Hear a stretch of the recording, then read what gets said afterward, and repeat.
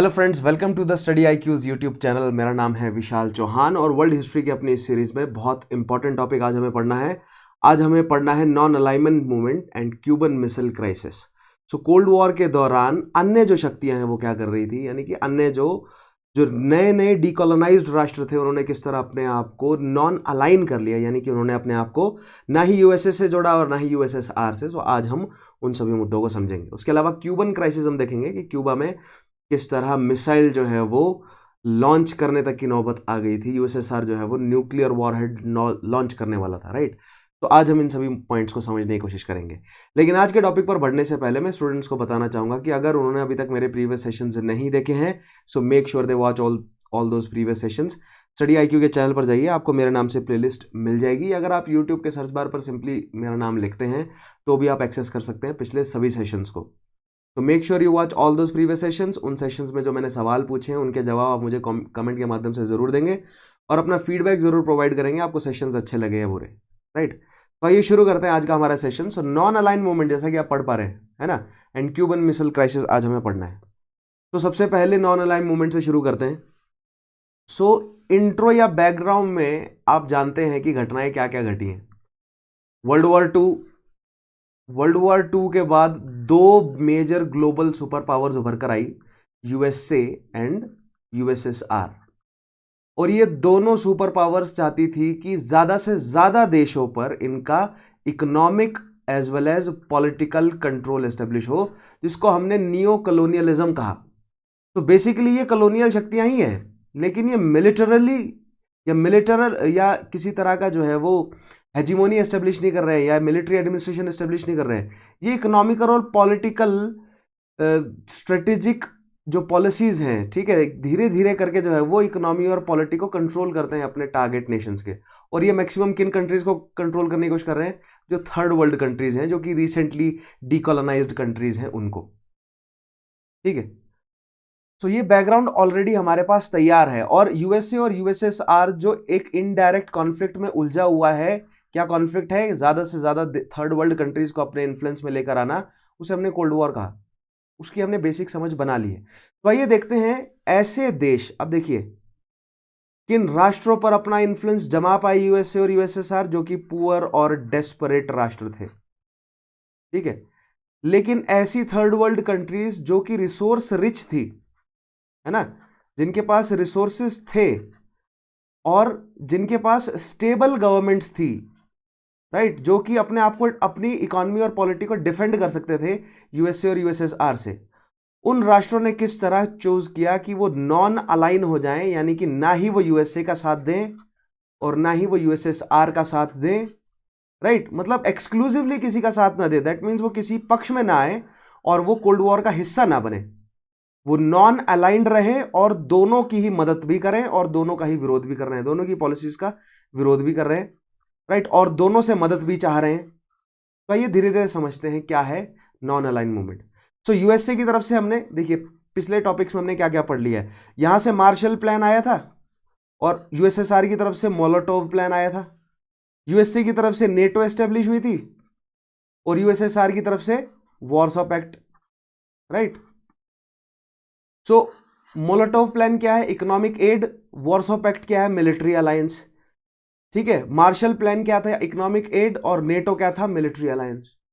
So non align movement का हमें देखना है कि क्या ये एक इकोनॉमिक एड है, मतलब जो थर्ड वर्ल्ड कंट्रीज है वो आपस में इकोनॉमिक एड प्रोवाइड करेंगी, और क्या ये भी एक मिलिट्री अलायंस है या नहीं है, आज हमें ये भी समझना है, राइट। तो अगर, यानी कि कहने का मतलब कि पहले तो दो ध्रुव थे शक्तियों के, यूएसए और यूएसएसआर, क्या नॉन अलाइनमेंट मूवमेंट या नॉन अलाइंड मूवमेंट के रूप में क्या तीसरा ध्रुव भी, वैसे तीसरा ध्रुव होता तो नहीं है, लेकिन क्या तीसरा पक्ष भी, तीसरा एक स्ट्रांग जो है वो, एक स्ट्रांग मतलब एक ऐसा ऑर्गेनाइजेशन जो कि यूएसए और यूएसएसआर या यूनाइटेड नेशंस को चैलेंज, नॉट चैलेंज लेकिन उसके बगल में खड़ा हो सकता है अपनी बातें, क्योंकि यूनाइटेड नेशंस में भी ये जो नॉन अलाइनमेंट मूवमेंट के अंदर जो कंट्रीज होंगी ना, मैक्सिमम कंट्रीज यूनाइटेड नेशंस का हिस्सा भी हैं, ठीक है। आगे हम समझेंगे आज धीरे धीरे, ठीक है।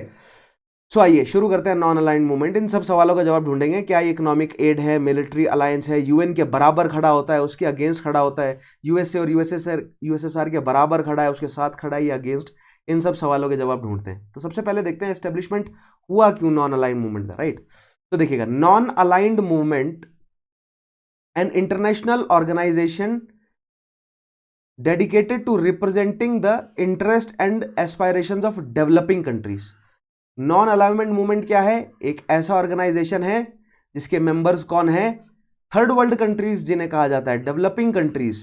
वर्ल्ड वॉर 2 के बाद ऐसी कंट्रीज जो कि पुअर थी, डेस्परेट थी, जो कि रिसेंटली डिकोलोनाइज हुई थी, उन राष्ट्रों को जोड़ा गया। वो राष्ट्र नॉन अलाइनमेंट मूवमेंट में जुड़े। और इस तरह भी इसको पुट किया जा सकता है जिन्होंने एक्टिवली यूएसए और यूएसएसआर का साथ नहीं दिया, राइट? वो नॉन अलाइनमेंट मूवमेंट से जुड़े। उन और क्या करता है ये organisation? Dedicated to representing the interest and aspirations. ऐसी ये ऑर्गेनाइजेशन ऐसी कंट्रीज, ऐसी पुअर कंट्रीज के इंटरेस्ट और एस्पायरेशन को रिप्रेजेंट करने का काम करता है। तो रिप्रेजेंट कहां करता है? सवाल ये बनता है कि रिप्रेजेंट कहां करता है? सो अन्य बड़े इंटरनेशनल फ्रंट्स पर, जैसे कि यूनाइटेड नेशंस में। सो नॉन अलाइनमेंट मूवमेंट के जो मेंबर्स हैं वो यूनाइटेड नेशंस में अपनी मांगों को रख सकते हैं। तो दैट मींस यूनाइटेड नेशंस के अंदर नहीं है नॉन अलाइनमेंट मूवमेंट, लेकिन third world countries United Nations का जो हिस्सा है वो नॉन अलाइनमेंट मूवमेंट का भी हिस्सा है। ठीक है, धीरे धीरे अनफोल्ड करेंगे सारी मिस्ट्री को, आगे बढ़ते हैं। Now the non aligned movement counts more than 100 member states. 100 से ज्यादा है, ठीक है, मेंबर स्टेट्स है, whose combined population amounts to more than half of the world population। 100 से ज्यादा स्टेट्स हैं और पूरी वर्ल्ड की पॉपुलेशन के आधे से भी ज्यादा हिस्सा NAM के मेंबर्स हैं। यानी कि पूरी वर्ल्ड की पॉपुलेशन से हाफ से ज्यादा पॉपुलेशन जो है वो डेवलपिंग कंट्रीज में रह रही है। इस तरह भी आप कह सकते हैं स्टेटमेंट में, ठीक है। Now the non aligned movement emerged in the context of the wave of decolonization। Wave of decolonisation. तो नॉन अलाइंड मूवमेंट कहां से निकला?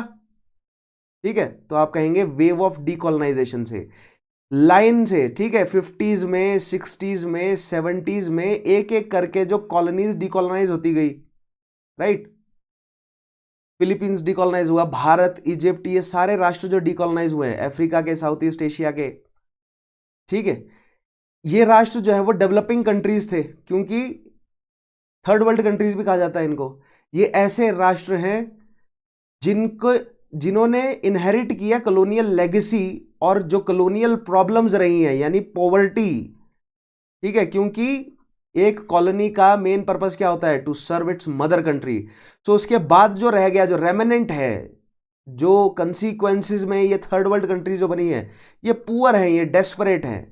ऐसी कंट्रीज का अपना खुद का ऑर्गेनाइजेशन होना जरूरी है ताकि यूएन जैसे इंटरनेशनल फ्रंट पे उनकी बातें स्ट्रांगली रखी जा सके, ताकि लीग ऑफ नेशंस में जिस तरह इंपॉर्टेंट जो मुख्य देश हैं उन्होंने जो है वो अपने फायदे में, या इस तरह पुट किया जाए जैसे कि लीग ऑफ नेशंस में जो कॉलोनीज थी स्पेशली, उनको रिप्रेजेंटेशन नहीं थी, या रिप्रेजेंटेशन थी भी तो उनकी बात की सुनवाई नहीं हो पा रही थी। यूनाइटेड नेशंस में ऐसा ना हो सके, NAM make sure of that. समझ रहे हैं आप? आगे बढ़ते हैं। दैट फॉलोड वर्ल्ड वॉर 2, ठीक है। वेव ऑफ डिकोलोनाइजेशन कब आया? वर्ल्ड वॉर 2 के बाद, तो हम वो समझते ही हैं। आगे बढ़ते हैं। नाउ एट द 1995 बैंडंग होना था, यहां पर Bandung conference, Bandung conference, the Asian African conference भी जिसे कहा गया। बैंडंग कॉन्फ्रेंस में बेसिकली क्या था कि ये डिसाइड किया जाना था कि जो डीकोलोनाइज्ड कंट्रीज हैं वो क्या करें, ठीक है। The conference attendees, many of whose countries had recently gained their independence, called for absent patient from use of arrangements of collective defense to serve the particular interest of any big powers। ठीक है, देखिए बैंडंग conference में क्या decide किया गया, जो third world countries हैं या जो रिसेंटली डिकोलोनाइज्ड कंट्रीज हैं, वो यूएसए और यूएसएसआर नाम लेकर नहीं कहा गया, लेकिन दो बड़ी शक्तियां तो यही है, द बिग पावर्स जिन्हें कहा जाता था, ठीक है, द बिग पावर्स जिन्हें कहा जाता था, यूएसए और यूएसएसआर का इनके पर्सनल इंटरेस्ट में, इनके पर्सनल इंटरेस्ट को फुलफिल करने में इनकी मदद ना करें और इनके सैटेलाइट्स ना बने, इनके सैटेलाइट जो है वो राष्ट्र ना बने, क्योंकि पूरे ग्लोबल मतलब जितने भी लीडर्स हैं या जो इंटेलेक्चुअल या इंटेलिजेंशिया था वो भली भांति समझते थे कि यूएसए और यूएसएसआर किस तरह अपने सैटेलाइट राष्ट्रों का इस्तेमाल कर रहे हैं अपने पॉलिटिकल इकोनॉमिकल इंटरेस्ट को पूरा करने के लिए। तो जो बैंडंग कॉन्फ्रेंस है 1955 में, जो रिसेंटली आज़ाद हुए राष्ट्र हैं जैसे कि इंडिया, पाकिस्तान, नेपाल जैसे जो रिसेंटली आज़ाद राष्ट्र हैं, ठीक है, उन्होंने पार्टिसिपेट किया, नेपाल नहीं था, उन्होंने पार्टिसिपेट किया बैंडंग कॉन्फ्रेंस में और उन्होंने डिसाइड किया कि हमें एक ऐसा ऑर्गेनाइजेशन बनाना चाहिए। ठीक है, now in the context of cold war they argued countries of the developing world should abstain from allying with one of the superpowers, the United States and the USSR, and should instead join in support of national self-determination against all form of colonialism and imperialism। देखिए यहां पर बहुत important part है, बैंडंग conference में क्या decide किया गया। सो देखिए, कोल्ड वॉर के दौरान यूएसए और यूएसएसआर अपने इकोनॉमिक इंटरेस्ट को पूरा करने के लिए भरसक कोशिश कर रहे थे, और यूएसए ये कह रहा था कि हम नेशनल सेल्फ डिटर्मिनेशन के कॉन्सेप्ट को लेकर चल रहे हैं और हम डेमोक्रेसी बांट रहे हैं। ठीक है, और दूसरी साइड यूएसएसआर क्या कह रहा था कि जो डेमोक्रेसी और कैपिटलिज्म का जो चंगुल है, हम कम्युनिज्म के रास्ते, सोशलिज्म के रास्ते सभी देशों को उससे आजाद कराएंगे। लेकिन हमने भली भांति समझा कि ये दोनों बेशक पॉलिटिकल आइडियोलॉजीज डिफरेंट हैं, लेकिन अल्टीमेटली इंटरेस्ट तो इनका क्या है, अपना खुद का इकोनॉमिक ऑर्डर एस्टेब्लिश करना दुनिया में। तो old existing order versus new upcoming order के बीच में ये स्ट्रगल है इन दो सुपर पावर्स के बीच में। और जो अप एंड कमिंग जो थर्ड वर्ल्ड कंट्रीज है जो रिसेंटली डिकॉलोनाइज हुई हैं, वो इनमें पार्टिसिपेट ना करे और वो कॉलोनियलिज्म या नियो कॉलोनियलिज्म या जो नया इकोनॉमिक इंपीरियलिज्म है इसमें पार्टिसिपेट ना करे, और इनफैक्ट वो सपोर्ट करे और ज्वाइन करे नेशनल, जो ट्रू नेशनल सेल्फ डिटर्मिनेशन है, वो नेशनल सेल्फ डिटर्मिनेशन नहीं जो यूएसए बेच रहा है। ठीक है, डेमोक्रेसी और सूडो या प्रॉक्सी वॉर के मतलब जरिए ट्रू नेशनल सेल्फ डिटर्मिनेशन की तरफ जो है वो हमें बढ़ना है। यानी कि जो भी थर्ड वर्ल्ड कंट्रीज हैं वो खुद अपने मैटर्स को सॉल्व करे, वो बाहर से यूएसए से और यूएसएसआर से मदद ना मांगे, वो खुद अपने मैटर्स को रिजॉल्व करे, वो बाकी जो थर्ड वर्ल्ड कंट्रीज है उनसे डिस्कस करके अपने मैटर्स रिजॉल्व करवाए, ना कि यूएसए और यूएसएसआर के झगड़े में उलझे। ठीक है, आगे बढ़ते। Now the non aligned movement was founded and held it's first conference. देखिए कब फाउंड किया गया, और देखिए 1955 की बैंडंग कॉन्फ्रेंस में डिसाइड किया गया कि ऐसा कुछ करना चाहिए थर्ड वर्ल्ड कंट्रीज को। ठीक है, और 1961 में जवाहरलाल नेहरू के बहुत एफर्ट किया जवाहरलाल नेहरू ने, तब जाकर ये नॉन अलाइंड मूवमेंट की कॉन्फ्रेंस जो है वो बेलग्रेड में रखी गई, जिसको बेलग्रेड कॉन्फ्रेंस भी कहा जाता है। और बेलग्रेड उस समय का यूगोस्लाविया का कैपिटल है, जो कि बाद में अब सर्बिया का कैपिटल है। Right, in 1961 under the leadership of, देखिए अब जो उस कंट्री का प्रीमियर था उसी के लीडरशिप में हुए जोसेफ ब्रोज टीटो, लेकिन एफर्ट जो है वो जवाहरलाल नेहरू के बहुत सारे थे। यहाँ पर जब मैं आपको पोस्ट इंडिपेंडेंस कराऊंगा ना, ठीक है, तो वहां पर जवाहरलाल के जो एफर्ट्स हैं नॉन अलाइनमेंट मूवमेंट के प्रति, उसको हम डिटेल से डिस्कस करेंगे। ठीक है, now leadership of Joseph Broz Tito of Yugoslavia, उसके अलावा Gamal Abdel Nasser of Egypt, Jawaharlal Nehru of India, Kwame Nkrumah of Ghana and Sukarno of Indonesia. ये लीडर्स के नाम आपको रटे हुए होने चाहिए। 1961 का बेलग्रेड का जो कॉन्फ्रेंस है नॉन अलाइनमेंट मूवमेंट जहां पर जो है वो एस्टेब्लिश किया गया, उसमें शुरुआती लीडर्स कहाँ कहाँ कहते हैं, तो यूगोस्लाविया में हुआ है, तो यूगोस्लाविया के लीडर, इंडिया, ठीक है, इजिप्ट, गाना, इंडोनेशिया। ठीक है, इन राष्ट्रों ने शुरुआत करी और अन्य बहुत सारे राष्ट्र जुड़े। Now as the coalition of membership, the states of non aligned movement can not be part of multilateral military alliance. ठीक है, but is North Atlantic, that is North Atlantic Treaty Organisation. ठीक है, तो जो नॉन अलाइनमेंट मूवमेंट से जुड़ेगा यहां पर क्लियरली बात बोली गई, जो नॉन अलाइंड मूवमेंट से जुड़ेगा वो नेटो से नहीं जुड़ेगा, क्योंकि नेटो में क्या प्रोविजंस हैं कि मदद करनी पड़ेगी, सैन्य मदद करने के लिए बाध्य होना पड़ेगा। और नॉन अलाइनमेंट मूवमेंट क्या कहता है कि हमें जो है वो इन डेवलप्ड कंट्रीज के झगड़े में नहीं उलझना, हमें थर्ड वर्ल्ड कंट्रीज को अपनी इकोनॉमी को रिवाइव करना है, तो हमें झगड़े में तो उलझना ही नहीं है, उसके लिए तो कोई बहस है ही नहीं, that is not open for discussion. तो दैट मीन्स नेटो में तो पार्टिसिपेट करना ही नहीं है, ठीक है। और have signed a bilateral military agreement with one of the big powers.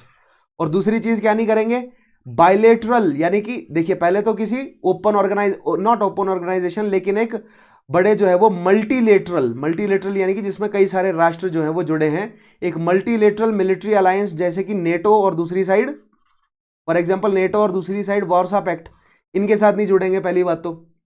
और दूसरी तरफ बायलेटरल भी नहीं करेंगे, ठीक है, मल्टीलेटरल भी नहीं करेंगे और बायलेटरल भी नहीं करेंगे। बायलेटरल का मतलब मान लीजिए कि कल को इजिप्ट जो है वो यूएसए के साथ जुड़ना शुरू कर देता है, यूएसए के साथ मिलिट्री अलायंस करता है, तो ये बायलेटरल अलायंस हुआ। मान लीजिए कल को यूगोस्लाविया यूएसएसआर के साथ अलायंस करता है, तो ये बायलेटरल अलायंस हुआ। बाय का मतलब दो, सो दो राष्ट्रों के बीच में जो अलायंस होगा वो क्या है, बायलेटरल अलायंस है।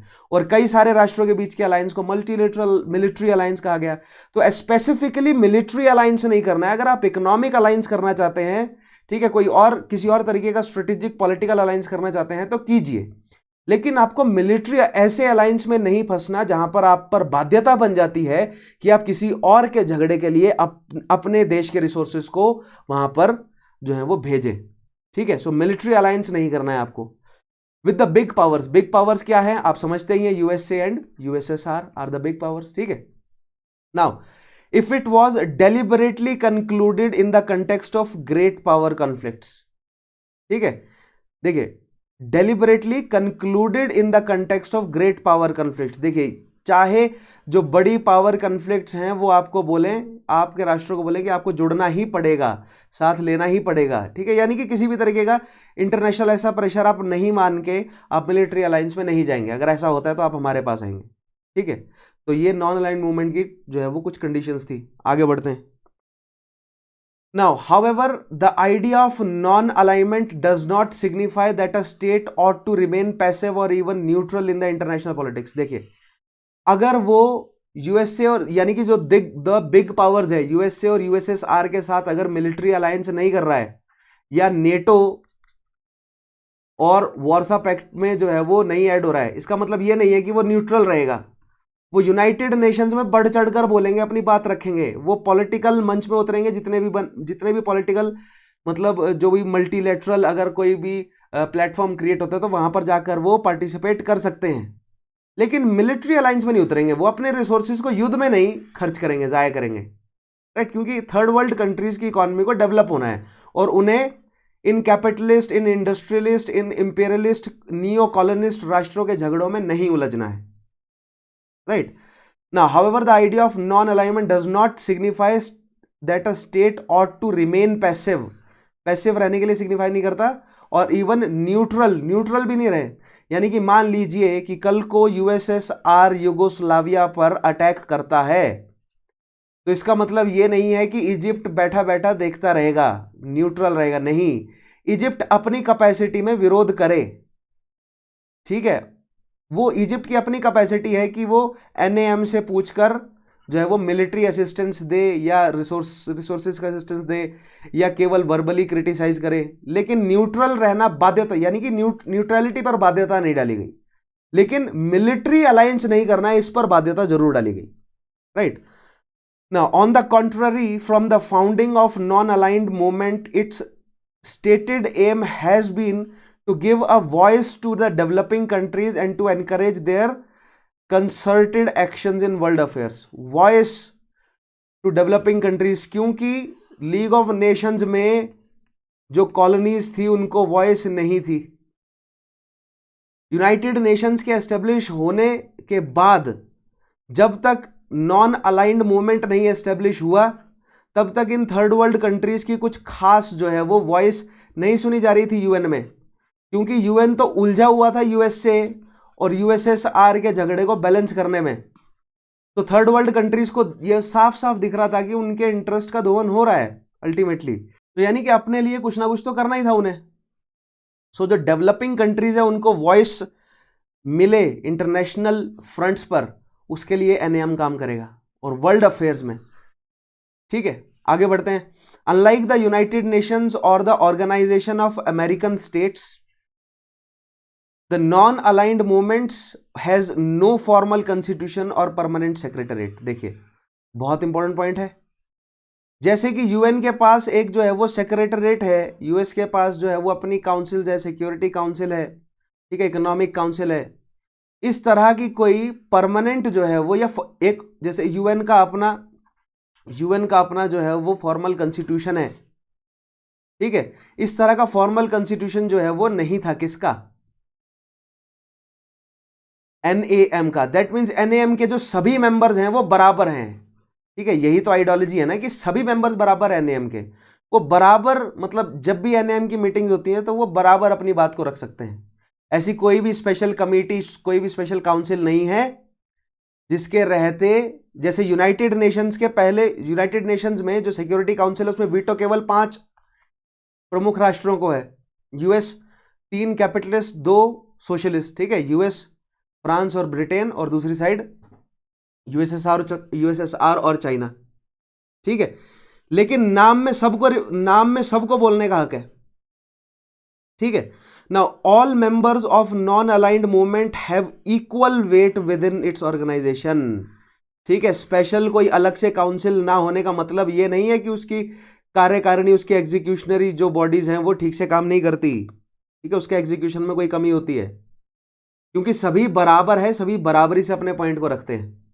ठीक है, दैट इज द होल मोटो और मोटिव, राइट। मोटो क्या है? वॉइस देनी है डेवलपिंग कंट्रीज को। अगर अब डेवलपिंग कंट्रीज एक दूसरे की वॉइस को दबाने लगे काउंसिल पॉलिटिक्स के चलते, तो कैसे वर्ल्ड अफेयर्स या मतलब ग्लोबल लेवल पर किसी डेवलपिंग कंट्री का मुद्दा रखा जा सकेगा, राइट। आगे बढ़ते। Now the moments position are reached by consensus in summit conference. अब इनके समिट होते हैं, कुछ सालों बाद इनके समिट होते हैं, ठीक है, of heads of state of government. सभी गवर्नमेंट के हेड ऑफ स्टेट जो है वो वहां पर जाते हैं। Which by convention convenes every 3 years. हर 3 साल बाद समिट होता है किसका? एनएएम का, जिसमें एनएएम मेंबर्स, एनएएम जितने भी मेंबर्स और ऑब्जर्वर जो राष्ट्र हैं उनके, और देखिए मेंबर्स तो जाते ही जाते हैं, ऑब्जर्वर जा सकते हैं। ऑब्जर्वर क्या है आगे मैं आपको एक्सप्लेन करूंगा। जो मेंबर राष्ट्र हैं उनके डेलीगेट्स वहां पर जाते हैं और कंसेंसस होता है वहां पे। ठीक है, एक तरह से जो है वो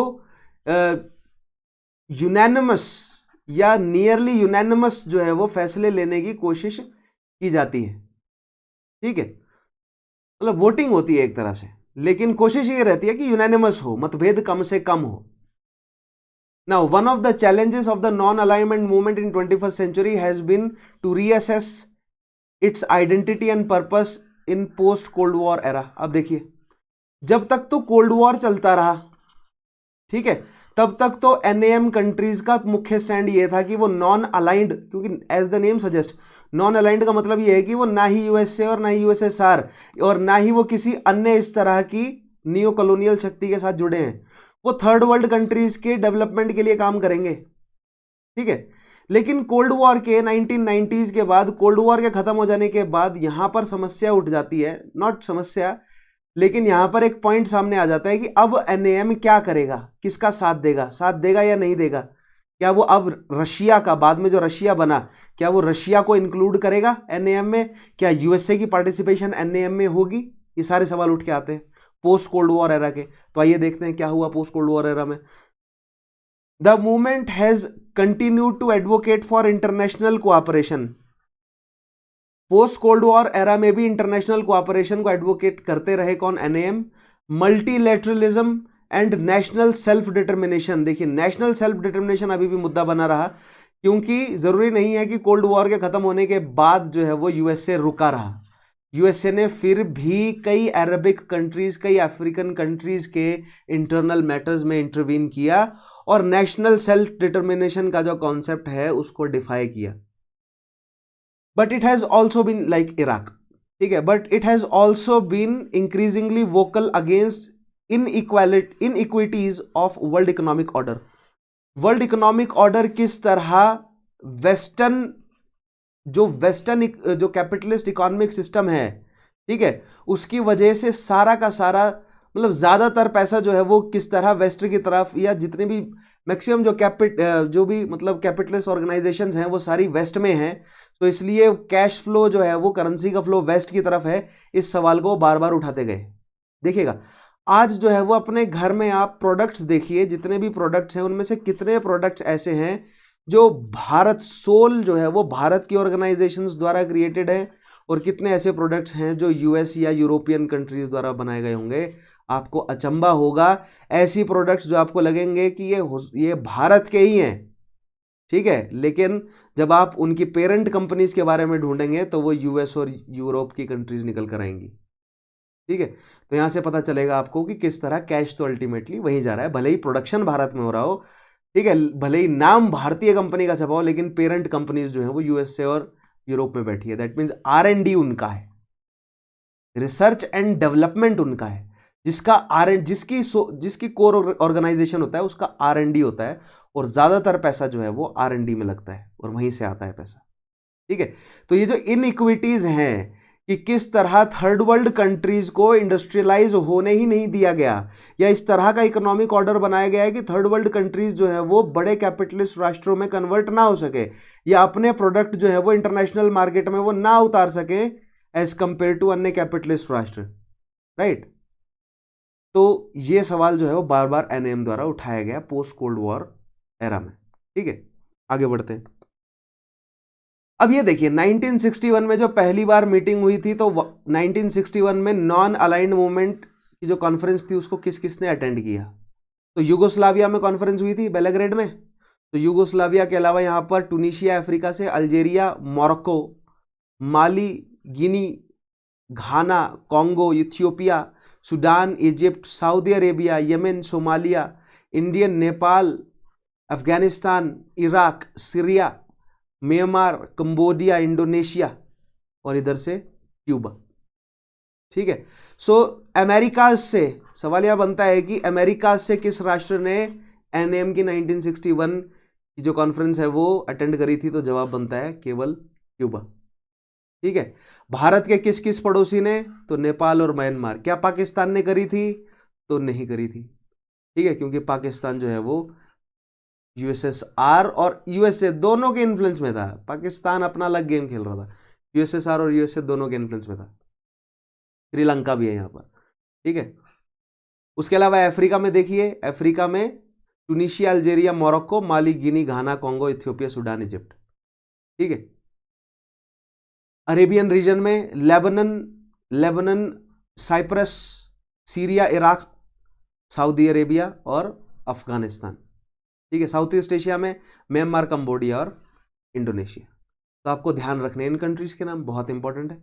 ठीक है, सो 1961 में इन्होंने अटेंड किया। आगे बढ़ते हैं। धीरे धीरे प्रेजेंट डे में ये सब कंट्रीज जो आपको डार्कर ब्लू में नजर आ रही हैं, these are the member countries, यानी कि ये एक्टिवली पार्टिसिपेट करती हैं, ये मेंबर्स हैं।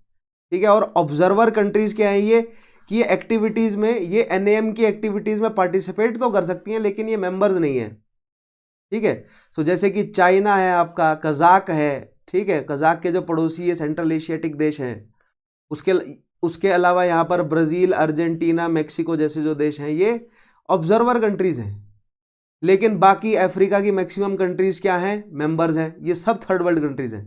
Saudi Arabia, Afghanistan, Iraq, Iran, Pakistan, India के सारे पड़ोसी देख रहे हैं आप, म्यांमार, इंडो चाइना। ठीक है, और यहाँ पर ये सारे मलाया क्या बोलते हैं, सिंगापुर और इंडोनेशिया, फिलीपींस, जावा, ये सब जो है वो किसके हिस्से हैं?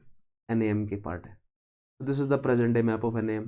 आप एक लिस्ट प्रिपेयर करेंगे। ठीक है, आप मुझे इस राष्ट्र का नाम बताएंगे कमेंट में, ये कौन सा राष्ट्र है जो NAM का हिस्सा है और ये USSR का हिस्सा नहीं है। मतलब NAM का हिस्सा बना, USSR का हिस्सा नहीं बना। USSR का हिस्सा मतलब USSR से अलग हो गया और NAM का हिस्सा बना। ठीक है, और इन दो ऑब्जर्वर कंट्रीज का नाम भी आप मुझे बताएंगे कौन कौन सी है। आगे बढ़ते हैं।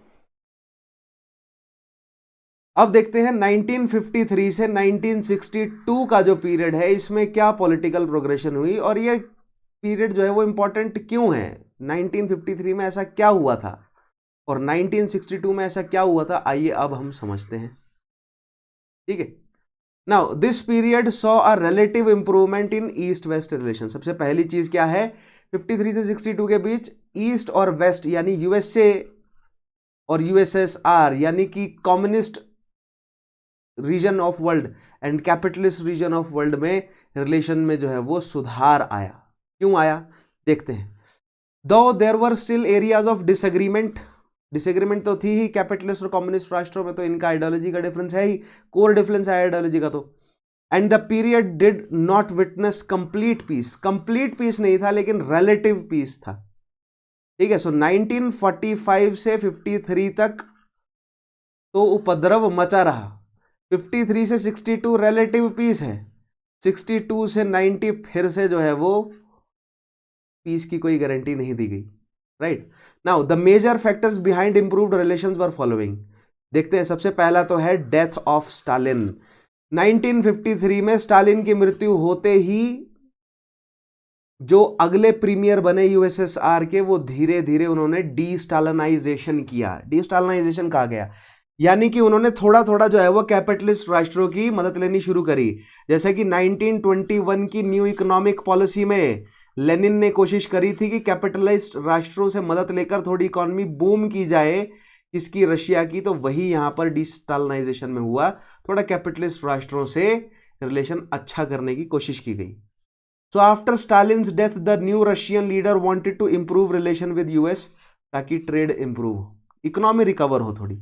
The reasons might be because by August 1953, the Russians as well as Americans had developed a hydrogen bomb. Tsar bomb जो है वो एक बहुत इंपॉर्टेंट हाइड्रोजन बॉम्ब है। ठीक है, सो बेसिकली हुआ ये, देखिए इकोनॉमिक रिकवरी तो चाहिए ही थी यूएसएसआर को, क्योंकि यूएसएसआर जो है वो वर्ल्ड वॉर 2 के बाद पूरी तरह उभर नहीं पाया था। लेकिन USSR as well as USA ने हाइड्रोजन बॉम्ब डेवलप कर लिया था। अब आप हाइड्रोजन बॉम्ब समझ रहे हैं, हाइड्रोजन बॉम्ब को फोड़ने के लिए पहले आपको न्यूक्लियर बॉम्ब फोड़ना पड़ता है। ठीक है, न्यूक्लियर कौन सा, फिशन।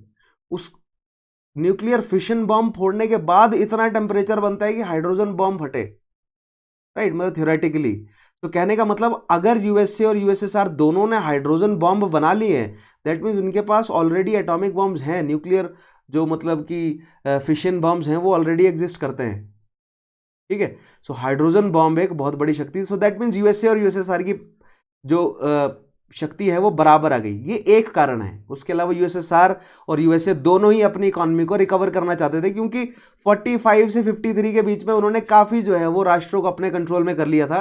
तो जितना खाया था उसको अब डाइजेस्ट करने का समय था, उसको कंसोलिडेट करने का समय था। ठीक है, इसलिए 53 से 62 रिलेटिव पीस बना रहा। ठीक है, आगे बढ़ते हैं ना, ये पॉइंट देखिएगा, and the two sides were finally balanced. दो साइड जो है वो बैलेंस हो गई। दूसरी चीज है मैकार्थी डिस्क्रेडिटेड। मैकार्थी एक विस्कॉन्सिन से सेनेटर थे यूएस के। ठीक है, और कम्युनिज्म के जो है वो बहुत खिलाफ थे वो, और यूएसएसआर का बिल्कुल साथ नहीं देना, कट्टर थे मतलब इस मामले में। ठीक है, तो उनकी जो है वो पॉलिटिकल शक्ति घटी, तो यूएसए ने जो है वो कोशिश करी कि यूएसएसआर से रिलेशन बेहतर किए जाएं। तो मैकार्थी डिस्क्रेडिट, देखिए anti communist feelings in the US began to moderate when McCarthy was discredited in 1954 and the senate condemned him by a large majority. It had gradually become clear that McCarthy was something of a fanatic. McCarthy कह रहा था कि युद्ध छेड़ दो, nuclear weapon use करना करो, मतलब भड़काओ।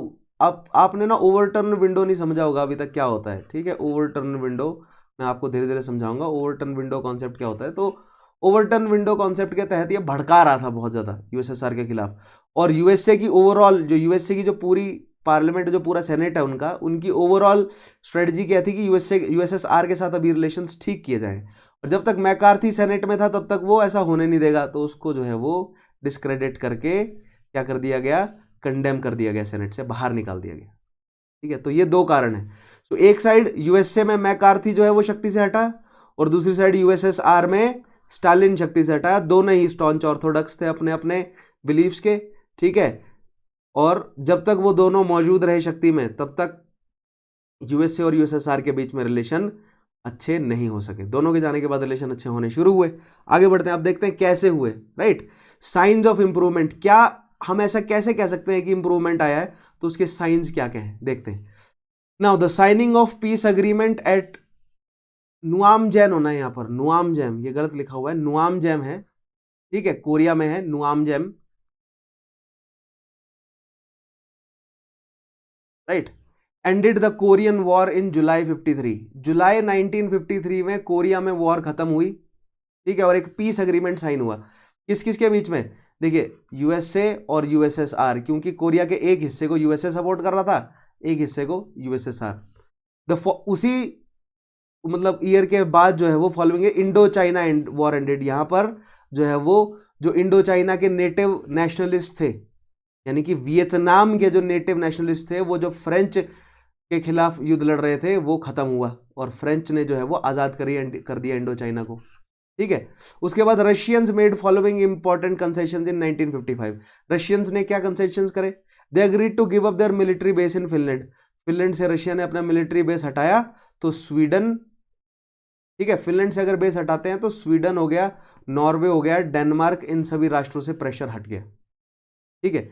Now they lifted their veto on admission of 16 new members states to the UN. 16 नए राष्ट्र जो है वो यूएन में जुड़ना चाह रहे थे, और किसने रोक रखा था, यूएसएसआर ने रोका हुआ था अपने वीटो का, क्योंकि यूएसएसआर के पास वीटो है सिक्योरिटी काउंसिल में, तो उसने 16 नए राष्ट्रों को जुड़ने से रोका हुआ था और उसने वो अपना वीटो रिवोक कर लिया। उसके अलावा a quarrel with Yugoslavia was healed when Khrushchev paid a visit to Tito. Tito जो है वो यूगोस्लाविया के प्रीमियर, क्रुशेव जो है वो Nikita Khrushchev was the premier of USSR. दोनों ने अपने बीच में रिलेशन जो है वो ठीक करे। तो आप देख रहे हैं यहां पर कोरिया में हालात ठीक हुए, ठीक है। उसके अलावा वियतनाम में हालात ठीक हुए, इंडो चाइना में हालात ठीक हुए। अच्छा, वियतनाम मतलब वियतनाम इंक्लूडिंग वियतनाम, पूरे के पूरे इंडो चाइना यानी कि लाओस, कंबोडिया, सब में, ठीक है। उसके अलावा फिनलैंड में हालात ठीक हुए, ठीक है। युगोस्लाविया के साथ रिलेशन जो है वो ठीक किए गए और वीटो जो है वो रिवोक कर लिया यूएसएसआर ने अपना। तो काफी जो है वो पॉजिटिव स्टेप्स लिए गए। आगे देखिए, the common form was disbanded या अबेंडेड, ठीक है। कॉमन फॉर्म को हटा दिया गया। कॉमन फॉर्म क्या था आपका, थर्ड इंटरनेशनल के बाद, यानी कॉमिंटर्न के बाद जो है वो थर्ड इंटरनेशनल के बाद जो रूप लिया था कॉमिंटर्न ने कॉमन फॉर्म का, ठीक है, स्टालिन ने ही बनाई थी कॉमन फॉर्म, उसको डिसबैंड कर दिया गया स्टालिन के जाने के बाद। कॉमन फॉर्म बेसिकली क्या था कि ज्यादातर राष्ट्रों को, दुनिया के ज्यादातर राष्ट्रों को कम्युनिस्ट राष्ट्र में कन्वर्ट करना है, ये इनका एजेंडा था, ठीक है। तो ये अगर कॉमन फॉर्म को डिसबैंड किया गया तो ये एजेंडा भी छोड़ दिया गया, एटलीस्ट ऐसा दिखने में लगा, ठीक है। Suggesting more freedom for satellite state. और देखिए कॉमन फॉर्म क्या करता था, कॉमन फॉर्म के तहत जो है वो यूएसएसआर का प्रीमियर बहुत सख्त पकड़ बनाकर रखता था यूएसएसआर की सैटेलाइट स्टेट्स पर, यानी कि एस्टोनिया, लातविया, लुथियानिया, पोलैंड, ये सारे जो राष्ट्र हैं इन पे, ठीक है। तो अगर कॉमन फॉर्म डिसबैंड हुई तो सैटेलाइट स्टेट्स रिलेटिवली आजाद हो गए। तो अब ये सैटेलाइट स्टेट जो है वो कैपिटलिस्ट राष्ट्रों के साथ ट्रेड करने के लिए थोड़ी इनको छूट मिल गई, क्योंकि कॉमन फॉर्म में क्या था, कॉमन फॉर्म के तहत कैपिटलिस्ट राष्ट्रों के साथ ट्रेड आपको करना ही नहीं है। तो कॉमन फॉर्म डिसबैंड हुआ तो सैटेलाइट स्टेट जो है वो आप कैपिटलिस्ट राष्ट्रों के साथ ट्रेड कर सकते थे, यानी कि वेस्टर्न जो ब्लॉक है, जो वेस्टर्न यूरोपियन ब्लॉक है, उसके साथ ट्रेड कर सकते थे, ठीक है। Now in spite of all the above mentioned developments, it became clear in the coming time that the peace was only for a short time. Peace was a short time effort, right? And with the formation of Warsaw Pact 1955, Warsaw Pact बन गया क्योंकि दूसरी side NATO बना, ठीक है। एक side NATO, दूसरी side Warsaw Pact. Another round of Cold War era ensued. The Russians continued to build up their nuclear armaments and situation in Berlin got worse because of Western powers were still refusing to give official recognition to German Democratic Republic. देखिए Germany में democratic Republic एक government establish हुई, जो कि east Germany में, Germany के दो हिस्से कर दिए गए थे ना, ठीक है, जर्मनी के दो हिस्से कर दिए गए थे, वेस्ट जर्मनी और ईस्ट जर्मनी, और ईस्ट जर्मनी किसके इन्फ्लुएंस में था? यूएसएसआर के। ईस्ट जर्मनी में क्या एस्टेब्लिश हुई? एक डेमोक्रेटिक रिपब्लिक, और वो डेमोक्रेटिक रिपब्लिक जो है वो हेविली इन्फ्लुएंस थी किससे? कम्युनिस्ट और अन्य लेफ्ट पार्टीज से, ठीक है। सो जो वेस्टर्न कंट्रीज है उन्होंने इस ईस्टर्न रिपब्लिक या ये क्या बोलते हैं जर्मन डेमोक्रेटिक रिपब्लिक को रिकॉग्निशन देने से मना कर दिया, ठीक है। ये रशिया की क्या है? रशियन प्रोटेक्टोरेट है। उसके अलावा बर्लिन में तो माहौल बिगड़ता ही गया, मैंने आपको बताया बर्लिन में जो वॉल एस्टेब्लिश हो गई थी, ठीक है। उसके अलावा जो ब्लॉकेड डाल दिया गया था पूरे बर्लिन शहर का, ठीक है। रशिया जो है वो अपने न्यूक्लियर वेपन्स को बढ़ाए जा रहा था, न्यूक्लियर वेपन्स की संख्या बढ़ाए जा रहा था एक एक करके, जो क्योंकि आर्म्स रेस चल रही थी यूएसए और यूएसएसआर में बहुत जबरदस्त, कि कौन ज्यादा से ज्यादा न्यूक्लियर वेपन्स बनाएगा, किसकी न्यूक्लियर वेपन्स ज्यादा जो है वो रेंज वाली होंगी, ठीक है। सो भले ही रिलेशंस बेहतर हुए हों कुछ जगह पर, लेकिन दूसरी साइड जो है वो युद्ध की तैयारी बरकरार थी अभी भी रशिया की तरफ से, ठीक है, और यूएसए की तरफ से भी। अब देखते हैं ऐसे में क्यूबन मिसाइल क्राइसिस क्या है, ठीक है। मैंने आपको बोला ना 2 चीजें समझाऊंगा आज मैं। पहली चीज हमने समझी कि एनएएम क्यों एस्टेब्लिश हुआ, बिल्कुल बेसिक उठाया, एनएएम को आगे हम एलोब्रेशन में पढ़ेंगे। दूसरी चीज हम देखेंगे कि क्यूबन मिसाइल क्राइसिस क्या है, क्यूबा में ऐसा क्या हुआ कि यूएसएसआर को अपने न्यूक्लियर वॉरहेड्स जो है वहां पर एस्टेब्लिश करने पड़े। देखते हैं। Now Cuba became involve in the cold war in 1959। Cold war में क्यूबा एंटर हुआ 1959, किसकी साइड हुआ होगा, ठीक है। देखते हैं। When Fidel Castro who had just seized power from corrupt American backed dictator Batista, देखिए क्यूबा में फ्यूडल कास्ट्रो ने बटिस्टा को डिथ्रोन किया मिलिट्री एड से, अपने जो रेड आर्मी कह लीजिए, इनकी खुद की रेड आर्मी, क्योंकि ये खुद जो है वो एक कम्युनिस्ट लीडर था, तो इनके खुद के जो गुरीला जितना भी इनके पास फोर्सेस थी उसकी मदद से इन्होंने बटिस्टा जो है वो एक जो है वो आप मान सकते हैं कि एक डमी जो है वो लीडर था किसका, क्यूबा का, उसको हटाकर फिडेल कास्ट्रो ने जो है वो अपना रिजीम वहां पर एक कम्युनिस्ट रिजीम एस्टेब्लिश किया। All American owned factories and states were nationalised. जितनी भी अमेरिकन ओन्ड फैक्ट्रीज, देखिए अमेरिका करता क्या है बेसिकली, यूएसए उस समय कर क्या रहा था, यूएसए किसी भी राष्ट्र में जो है वो डेमोक्रेसी के नाम पे एक डमी सरकार एस्टेब्लिश करता है, ठीक है। फिर वो डमी सरकार जो है वो यूएसए के प्राइवेट ऑर्गेनाइजेशंस को इजाजत देती है कि वो उस देश में आए और अपने प्लांट्स एस्टेब्लिश करे, और उस देश की जनता से बहुत सस्ते दामों पर मजदूरी करवा के अपना प्रोडक्ट तैयार करे, और फिर उस तैयार प्रोडक्ट को यूएसए जो है वो अन्य राष्ट्रों में जाकर बेचेगा। तो इससे यूएसए के कई फायदे पूरे होते हैं, ठीक है। यूएसए जो है वो अपनी जो कैपिटलिस्ट इंडस्ट्रीज हैं इनको भी कंट्रोल करता है, किसको कहां भेजना है, ठीक है। इससे इनकी पॉलिटिक्स भी चलती है, और जो आस पड़ोस के देश है उनकी इकोनॉमी को भी वो कंट्रोल करके रख सकते हैं। और ऐसा ही क्यूबा में हो रहा था। लेकिन फिडेल कास्ट्रो ने जब क्यूबा को बटिस्टा की डमी सरकार से आज़ादी दिलवाई तो उसने सभी फैक्ट्रीज को नेशनलाइज कर दिया, यानी सरकारी बना दिया सबको, और उससे फायदा जो है वो गवर्नमेंट को आने लगा। और थ्योरी ये है कि गवर्नमेंट जितनी भी नेशनलाइज ऑर्गेनाइजेशंस हैं वहां से आने वाला जितना भी नफा नुकसान है उस सबका इस्तेमाल क्या करेगा, राष्ट्र के डेवलपमेंट में, ठीक है। तो दैट मीन्स ये सारा पैसा घूमकर किसको जाएगा, जनता को। This was the theory of nationalisation और सोशलिज्म, ठीक है। Now as Cuba's relation with US worsened, अब देखिए यूएस जो है वो कैपिटलिस्ट राष्ट्र, यूएस के अपने बगीचे में जो है वो एक सोशलिस्ट राष्ट्र स्टेब्लिश हो गया, और उन्हीं के ही किसी डमी गवर्नमेंट को हटाकर एक सोशलिस्ट राष्ट्र स्टेब्लिश हो गया। और जो कैरेबियन वाले रीजन में जहां पर यूएस अपनी गन बोट पॉलिसी को लेकर बहुत श्योर था, ठीक है, सो यहां पर यूएस ने सोचा कि फिडेल कास्ट्रो को इतना सपोर्ट मिल कहां से रहा है, इधर एक चे गवेरा करके एक और लीडर भी है, ठीक है, चे गवेरा की भी आगे बात करेंगे हम। Now as Cuba's relations with US worsened, those with USSR improved, ठीक है। अब देखिए सिंपल सी बात है, क्यूबा अगर यूएसए का दुश्मन बन रहा है तो नेचुरल दोस्त बनता है किसका, यूएसएसआर का, क्योंकि क्यूबा खुद एक सोशलिस्ट राष्ट्र है, यूएसएसआर एक कम्युनिस्ट राष्ट्र है, दोनों की आइडियोलॉजीज भी मैच करती हैं, ठीक है। In January 1961, the US broke all diplomatic relations with Cuba and the Russians increase their economic aid. 1961 में क्या हुआ, यूएसए ने अपने सारे इकोनॉमिक और पॉलिटिकल टाइप्स क्यूबा से तोड़ लिए और यूएसएसआर ने इकोनॉमिक हेल्प जो है वो प्रोवाइड करनी शुरू कर दी। इकोनॉमिक हेल्प के चलते क्या, इंडस्ट्रीज एस्टेब्लिश करने के लिए टेक प्रोवाइड करना शुरू कर दिया, उसके अलावा पैसे प्रोवाइड करने शुरू कर दिए, वेपन्स प्रोवाइड करने शुरू कर दिए, ठीक है। और सबसे इंपॉर्टेंट बात, जो भी इंडस्ट्रीज हैं क्यूबा की, उनका जितना भी प्रोडक्ट है उसके लिए मार्केट प्रोवाइड करना शुरू कर दिया ताकि क्यूबा की इकोनॉमी रिवाइव हो सके। ये सब किसने किया, यूएसएसआर ने।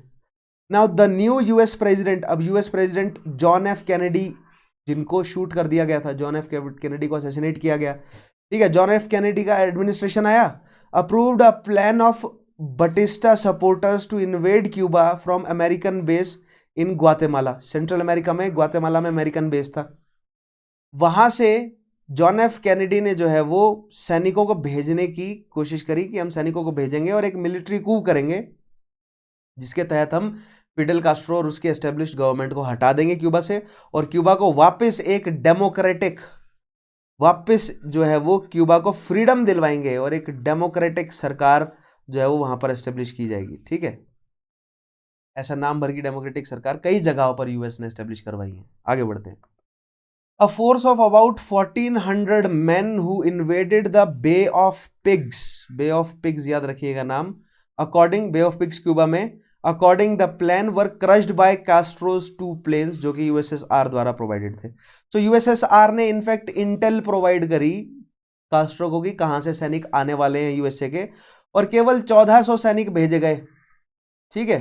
तो यहां पर भी यूएसए की मंशा पर जो है वो साफ साफ सवाल उठता है कि क्या उसने अपने सैनिकों को स्लॉटर होने के लिए भेजा था ताकि यूएसए के सैनिकों को स्लॉटर किया जाए और उस स्लॉटर का बहाना बनाकर यूएसए जो है वो फिर स्ट्रॉन्ग जो है वो रिटालिएट करे, यानी कि बहुत बड़े लेवल पर रिटालिएट करे और पूरी क्यूबा की सरकार को ही उखाड़ दे। और ऐसे में यूएन जो है वो कुछ ना कह सके, क्योंकि यहां से एक एग्जाम्पल सेट हो जाएगा। ये पूरा स्पेकुलेशन किया जाता है, एक पूरा इल्जाम लगाया जाता है यूएसए पर कि उसने अपने सैनिकों को स्लॉटर होने के लिए भेजा ताकि उसको बहाना मिल जाए कि वो क्यूबा पर खुलकर आक्रमण करे ताकि यूएन भी कुछ ना कह सके और उससे एक मैसेज चला जाए अन्य कैरेबियन और लैटिन अमेरिकन कंट्रीज को कि यूएसए से नहीं उलझना, ठीक है। Castro announce that he was Marxist and Cuba was socialist country. ऐसे में कास्ट्रो ने जो है वो अनाउंस कर दिया कि वो मार्क्सिस्ट है और क्यूबा एक सोशलिस्ट कंट्री है। अगर क्यूबा एक सोशलिस्ट कंट्री है और अगर कास्ट्रो एक कौमी है तो यहां पर ये क्लियर हो गया, अब जनता तक, यूएसए की जनता तक चला गया कि नहीं, कास्ट्रो को तो अब मारना बहुत अनिवार्य हो गया, क्योंकि कौमी जो है वो कम्युनिज्म, डेमोक्रेसी और फ्रीडम के लिए एक बहुत बड़ा खतरा है। ये सिलेबस जो है वो यूएसए में आज भी चलता है, ठीक है ना। ये नहीं चलता कि कैपिटलिज्म किस तरह कई देशों के लिए खतरा बना है।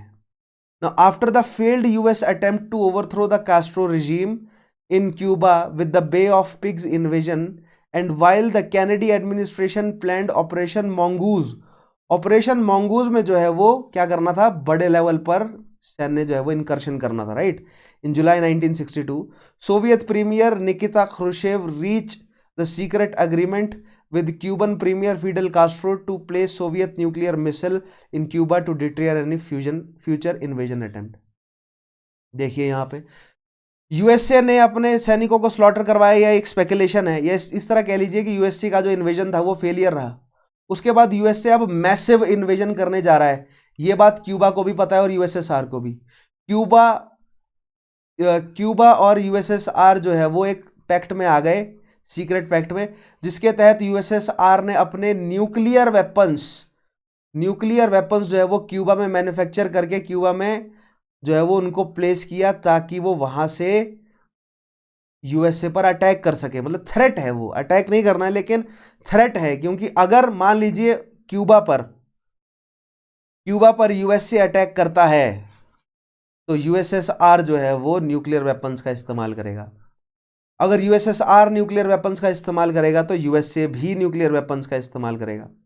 और दोनों ही राष्ट्र तैयार हैं न्यूक्लियर हॉलोकॉस्ट के लिए। दोनों राष्ट्रों के लीडर्स ने एक दूसरे को बोला है कि भैया न्यूक्लियर हॉलोकॉस्ट हो सकता है, और दोनों ही पीछे हटने को तैयार नहीं है। दैट मीन्स वो पूरी धरती को तबाह करने के तरफ जो है वो कदम बढ़ा रहे थे, ठीक है। आगे बढ़ते हैं। तो क्यूबा को दे दिए यूएसएसआर ने न्यूक्लियर वॉरहेड्स, ऑब्वियसली यूएसएसआर के सुपरविजन में, ठीक है। ताकि अगर यूएसए अटैक करता है तो उसको डराया जा सके न्यूक्लियर वेपन से। ठीक है, आगे बढ़ते हैं।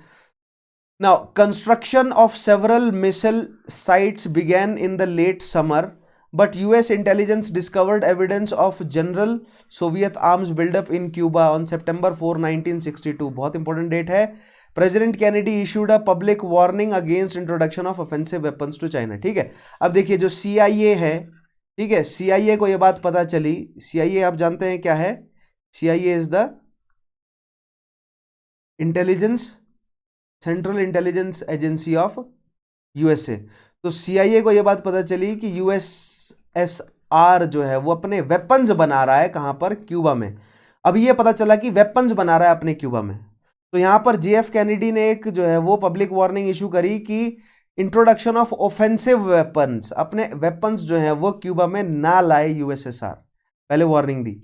Despite the warning on October 14, a US U-2 aircraft took several pictures clearly showing sites of medium range and intermediate range ballistic nuclear missiles, जिसको MRBMs और IRBMs कहते हैं, अंडर कंस्ट्रक्शन इन क्यूबा। एक US U-2 एयरक्राफ्ट के जरिए जो है वो ऐसी पिक्चर्स खींची गई जिन पिक्चर्स में साफ साफ ये दिख रहा था कि मीडियम रेंज बैलिस्टिक मिसाइल्स और उसके अलावा intermediate range ballistic missiles, nuclear warheads जो हैं वो बनाए जा रहे हैं क्यूबा में। किसके द्वारा? USSR द्वारा। ऐसी फोटो खींचकर JFK को दिखाई गई। ठीक है, और JFK ने तब जाकर जो है वो सख्त कदम लेने की तरफ रुख अपनाया, अपने सेनेट से पूछा क्या करना चाहिए।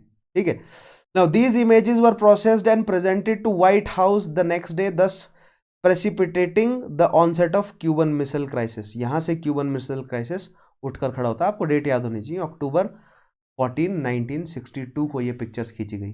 वैसे 4 सितंबर को JFK ने इशू भी की थी वार्निंग, और प्रॉपर MRBMs और IRBMs की फोटो भी खींच गई। ठीक है, कंफर्म हो गया कि न्यूक्लियर वॉरहेड है।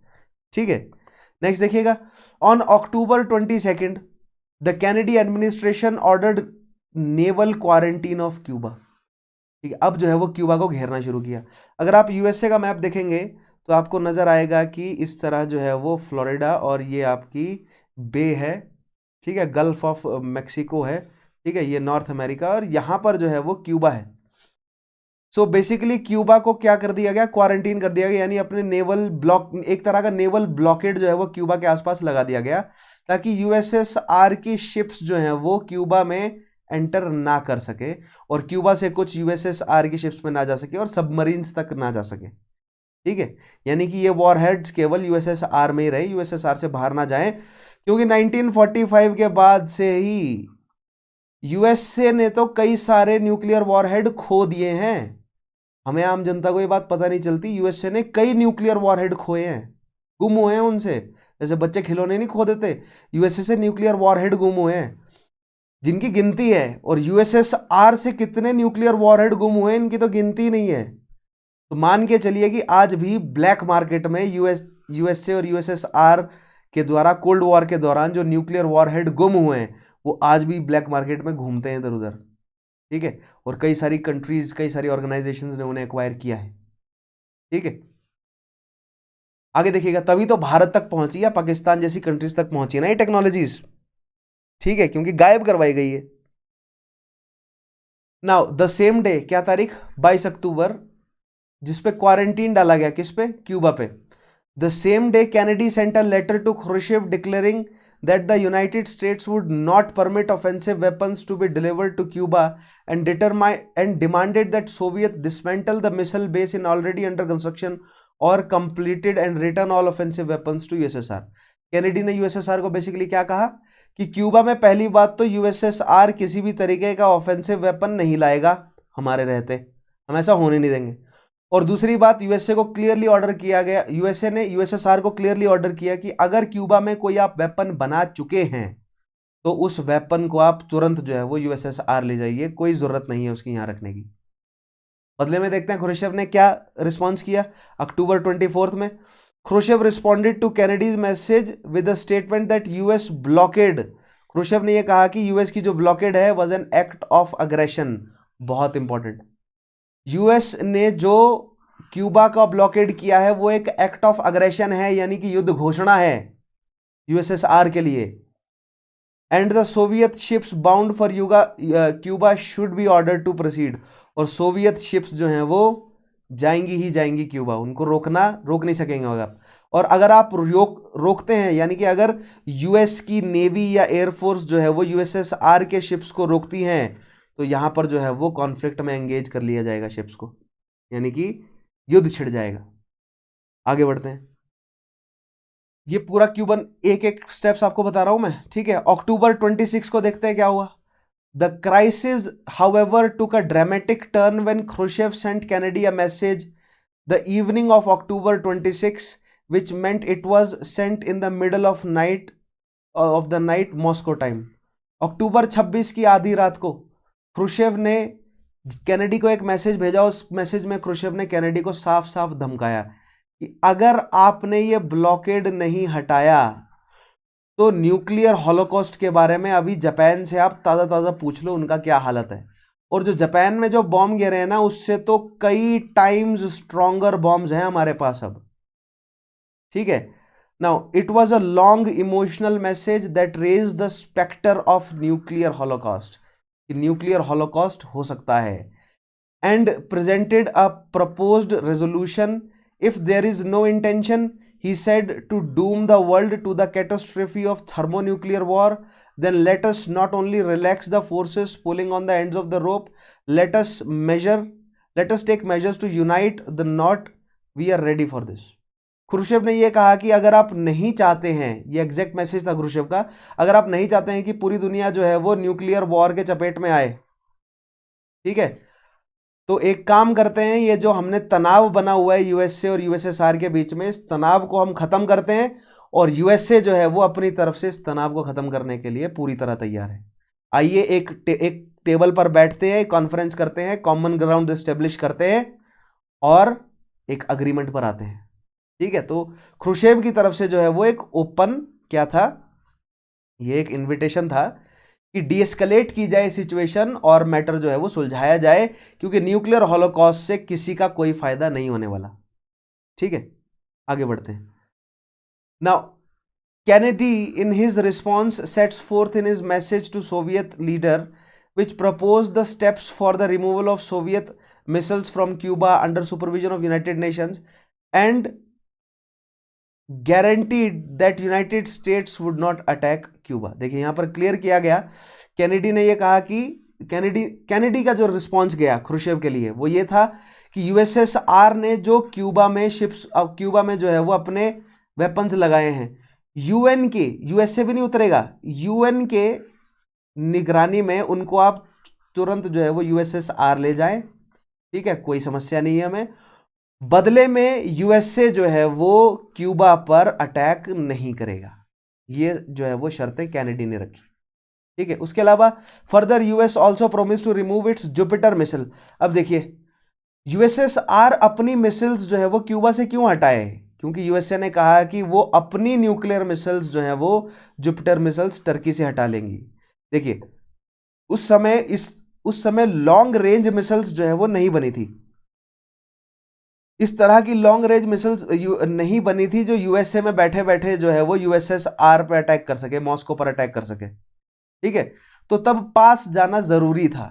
तो यूएसए के नजदीक यूएसएसआर आया क्यूबा में, और यूएसएसआर के नजदीक यूएसए आया टर्की में।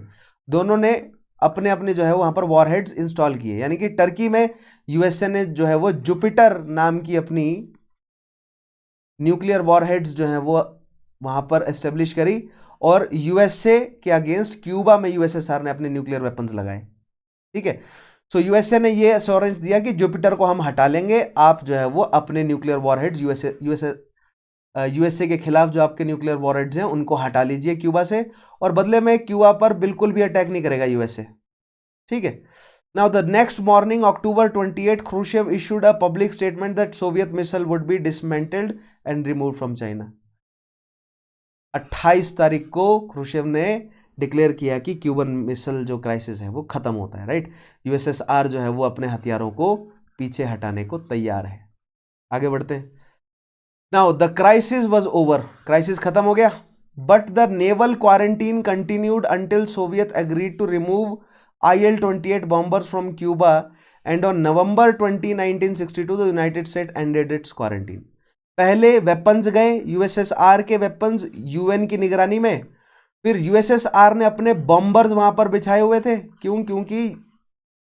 क्योंकि आप किसी पर डायरेक्टली भरोसा नहीं कर सकते ना, आपको खुद अपने बैकअप की चिंता करनी पड़ती है। सो IL-28 बॉम्बर्स जो हैं वो यूएसएसआर के वहां पर मौजूद थे क्यूबा में। वो नवंबर 1962 तक जाके जो है वो पूरी तरह डीएस्केलेट हुई सिचुएशन, ठीक है। फिर यूएसए ने जुपिटर मिसाइल्स जो है वो अपनी टर्की से रिमूव करी हैं 1963, अप्रैल 1963 में जाकर। सो दैट मीन्स यूएसए और यूएसएसआर के बीच जो ये न्यूक्लियर वॉर होने ही जा रहा था वो होते होते रह गया। अब यहां पर ना एक कहानी ये चलती है कि यूएसएसआर की एक सबमरीन से जो है वो ऑर्डर दे दिया गया था कि न्यूक्लियर वेपन्स शूट कर दिए जाएं, तो 3 व्यक्तियों का फैसला था वो, उसमें से एक जो है वो अफसर ने मना कर दिया कि वो न्यूक्लियर वेपन नहीं शूट करेगा। तो ये कहानी है, इस कहानी में कितनी सच्चाई है, इसकी ऑथेंटिसिटी यूएसएसआर और यूएसए ने खुलकर नहीं दी है, ठीक है। इसलिए हम इस कहानी को इंक्लूड नहीं करेंगे। हमारे पास जो ऑथेंटिक डेटा है हमने केवल उसी को ही इंक्लूड किया, ठीक है। सो आज यहाँ पर हमारा खत्म होता है जो क्यूबन मिसाइल क्राइसिस है, और उससे पहले का जो हमने पढ़ा कि NAM को क्यों एस्टेब्लिश किया गया, ठीक है। अब ये मैप देखिएगा, now this is the map for Cuban missile crisis, ठीक है। तो ये है आपका क्यूबा, जो मैंने आपको मैप में थोड़ी देर पहले बना के दिखाया था, और ये है आपको दिख रहे हैं, ठीक है, क्यूबन मिसाइल साइट। यहाँ पर मिसाइल लगी हुई है, और ये 2 तरह की मिसाइल थी, इमीडिएट, ठीक है, और दूसरी जो है वो लॉन्ग रेंज, या मतलब काफी दूरी तक मार करने वाली। तो ये जो बाहरी घेरा लग रहा है, दिख रहा है आपको, सो दैट मीन्स आप देख रहे हैं यहाँ पर न्यूयॉर्क, वॉशिंगटन, सारे इंपॉर्टेंट शहर जो हैं वो इसके चपेट में आ जा रहे हैं। और जो इमीडिएट यानी कि जो IRBMs है, ठीक है, MRBMs, 2 तरह की मिसाइल्स थी ना, ये MRBMs का घेरा है और ये IRBMs का, ठीक है, इमीडिएट रेंज बैलिस्टिक मिसाइल, और ये MRBMs का घेरा है। तो आप देख रहे हैं कि कहां कहां तक जो है वो यूएसए पर अटैक किया जा सकता था, और इधर से सोवियत आ रहे थे, ठीक है, इस डायरेक्शन से सोवियत मूव कर रहे थे। Range of the long range missiles 3200 kilometre की लॉन्ग रेंज मिसाइल की रेंज थी। उसके अलावा जो शॉर्ट रेंज मिसाइल थी उनकी 1600 किलोमीटर की रेंज थी। सो इंपॉर्टेंट जो है वो शहर तो तबाह कर ही सकता था कौन? यूएसएसआर। नेक्स्ट देखिएगा, अब ये भी मैप आपका वही है, ठीक है। अब इस मैप में आपको नेवल ब्लॉकेड नजर आ रहा है, ये यूएसए का नेवल ब्लॉकेड है, ठीक है, और यहां पर जो है वो ये न्यूक्लियर वॉरहेड है, और ये क्या है आपको, ये MRBMs की रेंज है, MRBMs की रेंज, और ये IRBMs की रेंज है, ठीक है, मीडियम रेंज बैलिस्टिक मिसाइल्स और intermediate range ballistic missiles, right. Soviet missile sites और क्या बोलते हैं, यूएस नेवल ब्लॉकेड। तो आई होप ये मैप से आपको समझ आता है। अब देखते हैं दूसरी साइड, ये लास्ट मैप देखिए, इस मैप में देखिए क्यूबा से, ये क्यूबा है, ठीक है, क्यूबा में यूएसएसआर की मिसाइल्स हैं, और ये यूएसए को टारगेट कर सकती है, ठीक है, लगभग पूरे यूएसए को टारगेट कर सकती है। और यहां पर टर्की में जुपिटर मिसाइल्स है, किसकी? टर्की में जुपिटर मिसाइल्स है यूएसए की, और ये यूएसएसआर के इंपॉर्टेंट मॉस्को, स्टालिनग्रेड, लेनिनग्रेड, इन शहरों तक जो है वो, और यहां पर देखिए अफगानिस्तान तक, इन शहरों तक जो है वो कंट्रोल कर सकती है, या डिस्ट्रॉय कर सकती है, ठीक है, मार कर सकती है बेसिकली। तो आप देख रहे हैं जो ज्यादा बड़ी रेंज है वो किन के वेपन्स की है? यूएसएसआर के वेपन्स की रेंज ज्यादा है, ठीक है। सो इस मैप में आपको दिख रहा है कि कहां पर टर्की में यूएसए ने अपने वेपन लगाए, और यूएसएसआर ने क्यूबा में अपने वेपन लगाए, ताकि प्रेशर जो है वो डाला जा सके, ठीक है। सो आज के टॉपिक को हम यहाँ खत्म करते हैं। आई होप आपको NAM, नॉन अलाइंड मूवमेंट क्या है वो समझ आया होगा, और क्यूबन मिसाइल क्राइसिस भी आपको समझ आया होगा, ठीक है। आज के सेशन को यहाँ खत्म करते हैं, अगले सेशन में हम आगे आने वाले फर्दर टॉपिक्स को डिस्कस करेंगे, ठीक है। पिछले सेशंस नहीं देखे हैं, so make sure you watch all those previous sessions. Study IQ के चैनल पर जाके मेरे सेशंस वहाँ पर आपको मिल जाएंगे, या अगर आप यूट्यूब के सर्च बार पर सिंपली मेरा नाम लिखते हैं विशाल चौहान, पिछले सेशंस आप एक्सेस कर सकेंगे।